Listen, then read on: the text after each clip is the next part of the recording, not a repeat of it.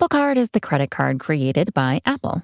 You earn 3% daily cash back up front when you use it to buy a new iPhone 15, AirPods, or any products at Apple. And you can automatically grow your daily cash at 4.15% annual percentage yield when you open a high-yield savings account. Apply for Apple Card in the Wallet app on iPhone. Apple Card subject to credit approval. Savings is available to Apple Card owners subject to eligibility. Savings accounts by Goldman Sachs Bank USA, member FDIC. Terms apply. This is Optimal Finance Daily, episode 2515, Investing Reduced to its Core by Paula Pant of AffordAnything.com. And I'm your host and personal finance enthusiast, Diana Merriam. Welcome back to Optimal Finance Daily, where I read to you from the best personal finance blogs. So with that, let's get right to it as we optimize your life. Investing Reduced to its Core by Paula Pant of AffordAnything.com. Myth: wealth comes from living below your means. Fact: frugality is the first step, not the last. I'd like to tell you about one of the most interesting couples I know. They were apartment dwellers when we met, and I don't mean the New York City variety. Their dark, musty apartment festered in an area where land is plentiful and square footage is cheap, where apartments are synonymous with squalor. I'm not sure when their tables turned or how long they toiled behind the scenes building their family empire. I can't pinpoint the year their net worth climbed into 7 digits. Their newfound wealth isn't flashy. They drive modest cars and wear nameless brands, though they've upgraded into a nicer home. The main hint that they're moneyed, though, isn't reflected in their purchases. It shows in how they spend their time. Neither have jobs outside the home anymore, nor do they have any sense of urgency about getting one. They travel regularly, ski often, kayak on occasion, and hike like it's going out of style. Occasionally, I'll spend a weekend with them. When we're together at the grocery store, I see them scanning their receipt carefully, checking for errors. Did the milk ring up twice? For a moment, I'm tempted to believe that their wealth came from penny pinching. See, I tell myself, because I want to believe it. They're frugal, they pay attention to sales and check receipts, and they're millionaires. I bet that's how they did it. Then I slap myself. College students and low-wage workers check their grocery receipts for accuracy, I remind myself, and they're not millionaires. Yet. Here's a lesson I wasted years figuring out. Paying attention to sales, scrutinizing receipts, negotiating bills, these are symptoms of attentiveness to money, but they're not the cause of wealth. You don't grow wealth by clipping coupons and turning down the thermostat. You grow wealth by starting businesses and investing.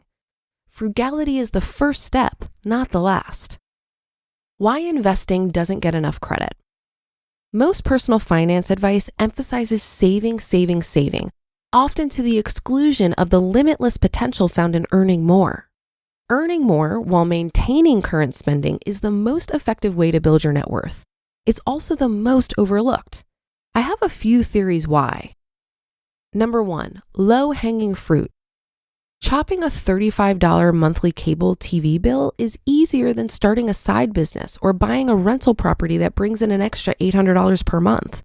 If you're new to the personal finance scene or if you're prone to overspending, frugality provides the quick win, the low-hanging fruit. Number 2, simplicity. Avoiding packaged foods and dining at home on Friday night is easy to understand. These articles require minimal research. Understanding how a mortgage amortization schedule works and knowing the difference between an appraisal and an assessment, these topics are complex and therefore less discussed on the distracted internet. Number 3, accessibility. You need confidence to believe you can launch a business, quit your job, and travel to Italy with a one-way ticket. You don't need as much confidence to believe you can shop at TJ Maxx instead of Banana Republic. Frugality feels accessible. There's less risk of rejection, less fear of failure. Number 4, instant gratification. Buying a sweater on clearance, scoring a great deal on shoes, these cost-cutting measures provide us with instant gratification. Sweet, I saved $12 on groceries. Buying your first rental property takes months. It's no surprise that people are drawn to instant results, even if these don't move the needle as much. The takeaway, however, is not to abandon frugality altogether. It's to recognize frugality as a stepping stone that creates the initial seed money for your businesses and investments. Those businesses and investments create sustainable, freedom-inducing wealth. There are 3 types of investments. Number 1, owner, like stocks, businesses, real estate. You're the owner. You profit from performance. Number 2, lender, bonds, peer-to-peer lending, owner financing. You're the lender. You profit from spread. Number 3, holder, CDs, money market accounts, savings accounts. You don't profit. You hope to break even with inflation, but you probably won't. We'll focus this article on investments in which you're the owner. Here are 4 strategies for investing in assets you own. Number 1, 3-fund portfolio. First, a short vocabulary lesson.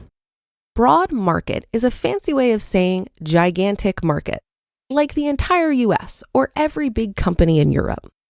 Index funds are baskets of stocks that mirror an underlying trading index like the Dow Jones.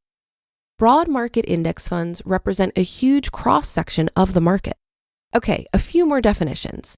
Equities or stock markets are classified in 3 ways. Number 1, size, like large, mid-size, and small companies. 2, style, like value, growth, and blend. And 3, geography. As Americans, we divide the world into US and international. We break down international as developed markets like Western and Northern Europe, Australia, New Zealand, Canada, and some parts of Asia like Japan, Hong Kong, and Singapore. Emerging markets like Brazil, Russia, China, India, South Africa, Thailand, and the UAE. And frontier markets like Ghana, Serbia, Croatia, Jamaica, Ukraine, and Botswana. This elaborate setup leads to the following idea. Invest 1/3 of your portfolio in each of the 3 broad markets, US stocks, US bonds, and international stocks. Keep a 1/3 proportion in each. Funds will rise and fall over time, which means you won't hold 1/3 forever. Rebalance annually to return to 1/3. Repeat until you're 55 to 60 and then switch to a 50-50 split between US stocks and bonds. I'm aiming this specifically at US-based listeners. Is this the most optimized portfolio? No, it's the easiest. Done is better than perfect. Extra credit. If you want something that's slightly more sophisticated, try this. 110 minus your age equals the proportion in stocks with the rest in bonds. Of the proportion that goes into stocks, 70% goes into US and 30% goes into international funds. If you're 30, for example, 80% stocks with 56% US stocks and 24% international stocks, and then 20% in bonds. If you enjoy a bit more risk, modify the equation to 120 minus your age. If you lean conservative, modify it to 100 minus your age. Number 2, 5-fund portfolio. Here's a modified version of the strategy I just mentioned. It uses 5 types of index funds, 20% in US large caps, 20% in US small caps, 20% in international emerging markets, 20% in international developed markets, and 20% in US bonds. If you like to place tiny bets on the market, try a modified version that lets you stick 10% of your portfolio into another alternative. So 10% in random, wild, fun investing, 18% in US large caps, 18% in US small caps, 18% in international emerging markets, 18% in international developed markets, and 18% in US bonds. Use personal capital to track your investments. When you log in, you'll see your allocation at a glance. You can also use this to track your net worth. It's free. Number 3, real estate. Don't spread yourself too thin. If you want to become a real estate investor, choose one niche and one strategy. Niches: residential, retail, apartments, office, notes, REITs, etc. Strategy: rentals, flipping, wholesaling, etc. Start with the end in mind. My goal is passive income, so I prefer rental properties thanks to their cash flow. My strategy is straightforward. Buy, rehab, put my property manager in charge, and collect payments. Dump the profits into massacring the mortgage and/or buying more houses in cash. Number 4, launch a business. Many entrepreneurs don't think of themselves as investors, but having your own business is the ultimate investment for reasons that are obvious if you think about it. There are 2 types of businesses. 1, lifestyle. Your goal is a lifestyle that creates freedom and flexibility. You're happy as an independent or solopreneur. If you hire employees or contractors, you'll limit your growth to a tiny team. You don't want scale, you want lifestyle. Number 2, growth businesses. You're building a company that could be an acquisition target or one that you can take public. You harbor huge ideas. You want to expand to 40 employees by December. You want to scale up, then cash out, or keep scaling. So, what should you choose? What does this mean in your life? Here's my challenge to you. Number 1, pick one method that we've discussed. Rebalance your portfolio, buy a broad market index fund, choose a real estate niche. Number 2, write the smallest step required to get started. Start a website for your lifestyle business. Learn more about rental properties. Number 3, create a deadline for that small step. 2 days, 5 days? And number 4, start. You just listened to the post titled Investing Reduced to Its Core by Paula Pant of F.I.R.E. Labor strikes, climate change, your beat up office printer. What do they all have in common? Come on, it's about the money. Economics is everywhere and everything, fueling our lives, even where we least expect it. If you're a fan of Optimal Finance Daily and are curious to learn something new and exciting about economics every week, I recommend you listen to the Planet Money podcast from NPR. Planet Money is a different kind of world where the complex economy actually makes sense. Listeners can learn, laugh, and be entertained. And in addition, I find it to be really educational. Money can be confusing, and Planet Money is great at providing straightforward explanations for how money is really moving in ways we're usually kept in the dark about. The Planet Money team lives to tell a good story in around 30 minutes. It's econ for the rest of us. Tune in to Planet Money every week for entertaining stories and insights about how money shapes our world. Stories that can't be found anywhere else. Listen now to Planet Money from NPR, wherever you get your podcasts. Paula makes a great point here about frugality. Living below your means and being frugal is a great way to increase the gap between your income and expenses. But you then need to allow that money to work for you in order to build wealth.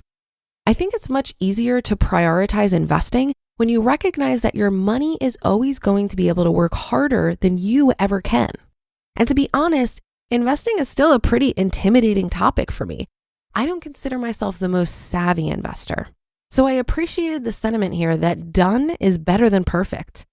When it comes to the portfolio strategies recommended in this article, you might also want to check out the book, The Simple Path to Wealth by J.L. Collins. He recommends an approach that's similar, but even simpler.